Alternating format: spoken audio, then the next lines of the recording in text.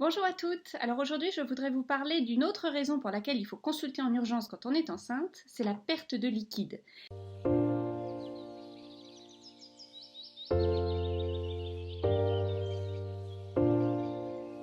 Alors bien entendu, pendant la grossesse, si vous perdez du liquide comme de l'eau, voilà, de manière régulière, donc c'est vraiment comme de l'eau, hein, c'est incolore, inodore. Si vous avez un doute, il vaut mieux consulter pour qu'on puisse vous faire un petit test pour vérifier tout simplement si c'est pas une petite fissuration de la poche des os.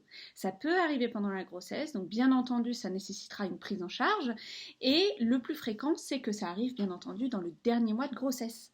Donc, pendant ce dernier mois de grossesse, si jamais vous perdez du liquide comme de l'eau, il faut que faut que vous sentiez que ça se répète, hein. Si jamais vous avez un doute, vous pouvez attendre éventuellement de voir si ça se répète, si ça n'arrive pas après être allé aux toilettes, donc vessie vide, parce qu'il arrive également qu'en fin de grossesse, on ait des petites fuites urinaires, donc il faut pouvoir faire la différence. C'est pour ça que je disais bien, il faut que vous sentiez bien que c'est inodore.